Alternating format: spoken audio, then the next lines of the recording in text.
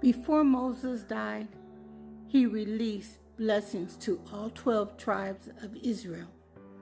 The difference stands between the blessing of Jacob gave his sons and the Moses blessings that he gave his tribes was that Jacob predicted was principal temporal or pertaining to the national status of Israel, while Moses spoke of the spiritual as well as the temporal blessings in the land of Canaan.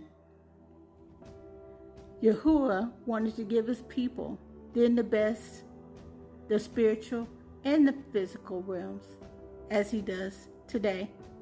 The spiritual blessings given the Israelites are likewise for us today, and we see in the temporal blessings of Canaan a type of the greatest spiritual blessings that is poured out upon us today. Moses' blessings to the tribe of Reuben was that he should live and not die. Perhaps Moses could foresee this tribe in a desperate spiritual struggle, trying to serve God with that barrier, the Jordan River, between them and God's sanctuary. Jacob has said in his blessing that Reuben was unstable as water and should not excel, and that was in Genesis 49:4. Though more than 200 years had passed since Jacob had spoken, the situation of Reuben had not changed appreciably. Judah received a blessing from both Moses and Jacob. Both blessings were more of the spiritual type, for it was from this tribe that the Messiah should come, the Lion of Judah. Moses said that Judah would be a praying people and that their prayers would be answered. God would allow the tribe of Judah to increase and would cause them to triumph over their enemies. The priesthood was given to the family of Aaron of the tribe of Levi. The blessing of this tribe was wholly spiritual.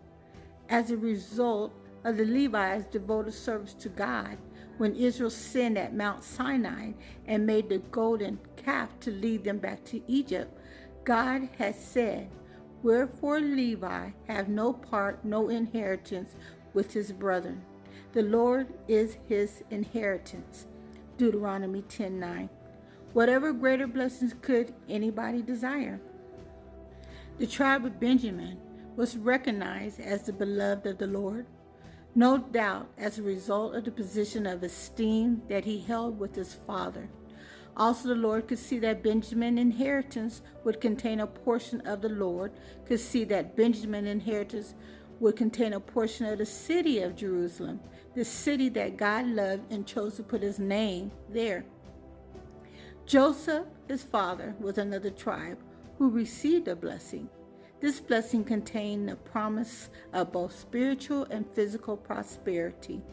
Moses asked for Joseph the goodwill of him that dwelt in the bush, referring to the scene on Mount Horeb when God appeared in the midst of the burning bush in Exodus 3:2-3. Zebulun and Issachar seemed to receive a distinct call to influence their neighbors to serve God. Naphtali, too, was included in God's call.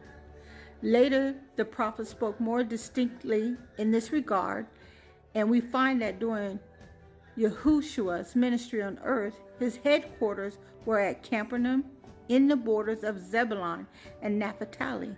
That's referenced in Matthew 4:13-15. The land of Galilee where Jesus found the multitudes who heard him gladly and whence most of the apostles came was situated within the inheritance of these tribes. The tribe of Asher received an outstanding spiritual blessing. As the day, so shall thy strength be. It is a promise that Yahuwah would graciously support them under all their trials and troubles.